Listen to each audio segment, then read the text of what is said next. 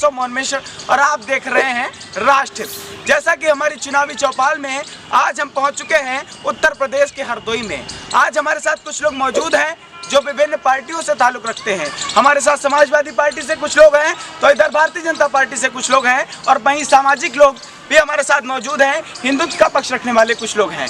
तो बन भाई बन हम शुरू होते हैं कि आज हरदोई का बात पे चुनाव जीत रहे, जो चुनाव जीतने का जो जज्बा रख रहे हैं, आपको क्या लग रहा है कौन सी बात आपको जीत के लिए आगे ले जाएगी? विकास।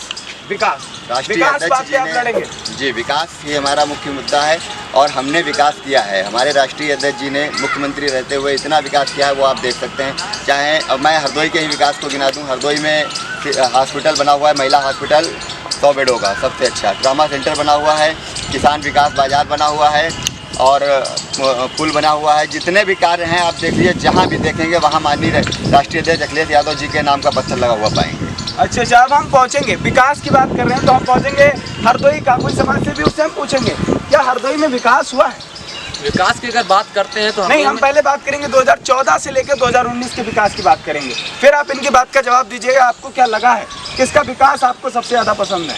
मैं तो कहूँगा कि 2014 से भी आप अगर पीछे की बात करें तो ज़्यादा बेहतर होगा कि समाजवादी पार्टी की भी हमारे यहाँ सांसद रहीं और 5 सालों से भाजपा के भी सांसद रहे यहाँ पर। उन्होंने युवाओं के रोजगार के लिए, इन दोनों सांसदों, चाहे उषा वर्मा हो चाहे विजय अंशुल वर्मा हो, इन्होंने किसी ने भी युवाओं के रोजगार के लिए हरदोई में कोई भी ऐसा कार्य नहीं किया सरकार से कि जो हरदोई के युवाओं को रोजगार मिल पाए। 2014 से 2019 मोदी जी के कार्यकाल में, हाँ, मोदी जी के भी कार्यकाल में रोजगार के तहत हरदोई में कोई भी ऐसी बड़ी फैक्ट्री नहीं आई है। बताइए सर, क्या बता रहे हैं आप? बता रहे हैं रोजगार के मुद्दे पर मोदी जी बिल्कुल सुस्त रहे हैं।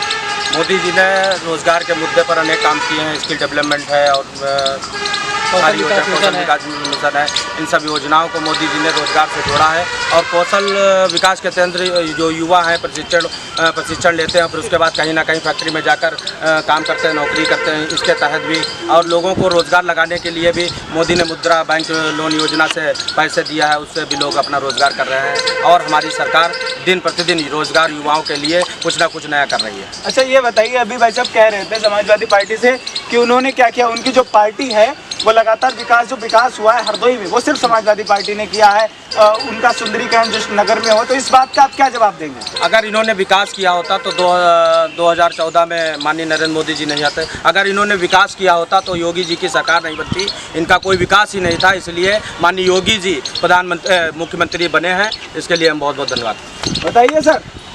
देखिए, जैसा अभी भारतीय जनता पार्टी के मित्र ने कहा कि अगर हम लोग समाजवादी लोगों ने विकास किया होता तो इनकी सरकार नहीं बनती। देखिए, 2014 का चुनाव जो रहा लोकसभा का, वो धर्म और जाति के बेस पे भारतीय जनता पार्टी ने लड़ा और तमाम वादे उसने किए थे। उनके मैनिफेस्टो में बहुत से वादे थे, लेकिन एक भी वादा आज धरातल पे नहीं दिखा। वादे तो ऐसे किए थे कि बुलेट ट्रेन लेके आएंगे देश में, लेकिन बुलेट ट्रेन का पहिया भी नजर नहीं आ रहा। हरदोई की बात अगर आप करेंगे तो हरदोई में हमारा ट्रामा सेंटर माननीय मुख्यमंत्री जी ने, माननीय अखिलेश यादव जी ने दिया था मुख्यमंत्री कार्यकाल में, और जो अभी महिला हॉस्पिटल 100 बेडों का वो दिया। वो तो ये भी यही गिना रहे थे। आप कुछ और बताइए जो आपको लगता है उस मुद्दों पे आप निकलेंगे सत्ता। हरदोई से ये क्या कहते हैं, लखनऊ से होते हुए ये जो 4 लेन जा रही है हमारी, बरेली और पूरा निकली गई जो जाएगी शाहजहांपुर होते हुए, ये किसकी देन है? ये भी माननीय अखिलेश यादव जी की देन है। अच्छा, अभी एक मिनट, हरदोई से ही बगल से छूता हुआ, हमारा सरनीला से छूता हुआ, हरदोई जनपद से छूता हुआ लखनऊ आगरा एक्सप्रेस वे गया, ये किसकी देन है? देश की ऐतिहासिक नंबर रोड है, जिसपे फाइटर प्लेन उतरने का काम हुआ, जिसकी सराहना एयरफोर्स के चीफ तक ने की। ये किसकी देन है? जी बताइए। वहाँ का जो एक्सप्रेस बना हुआ है, वहाँ पे भी हाल ही में जो है गाड़ी रख गई थी कि काम बोलता है, सर्विस लेन है।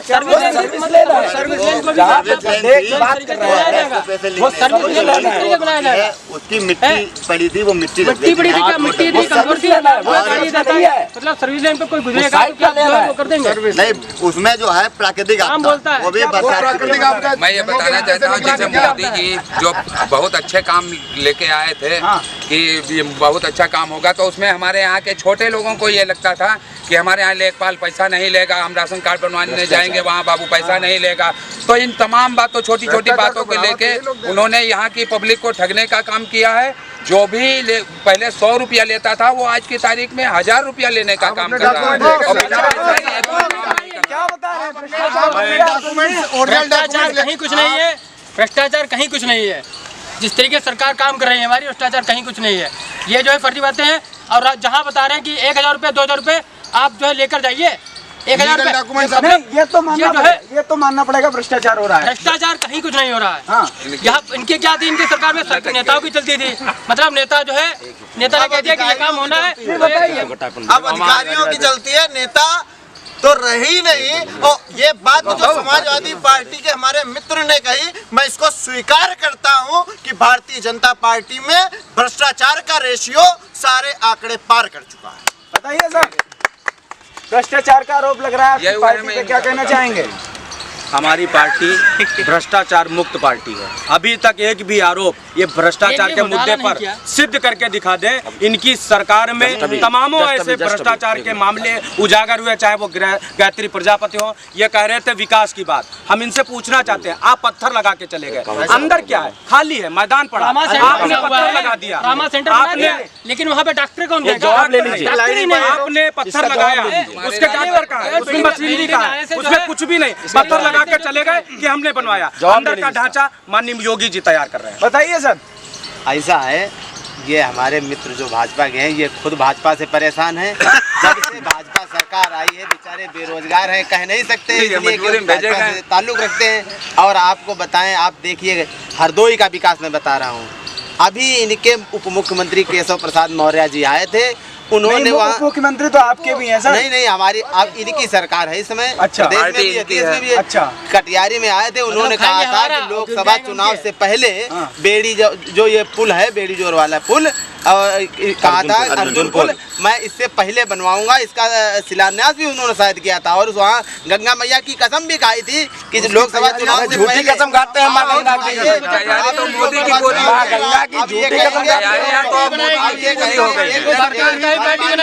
बात पूरी हो जाएगी। जितने कटियारी में पुल बने समाजवादी कार्यकाल में बने, भारतीय जनता पार्टी के सरकार में ही बनेगा। सबके पास आऊंगा जी, बताएं आपने। वो सिर्फ भारतीय जनता पार्टी के ही कार्यकाल में बनेगा।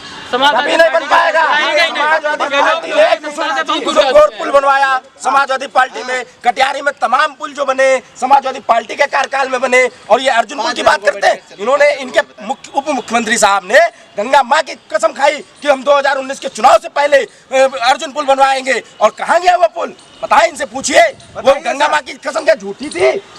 हमने 5 साल का गंगा माँ को बेचने वाले लोग हैं, वो दिखाई पड़ता है। भाजपा का 5 साल का कार्य बता दें।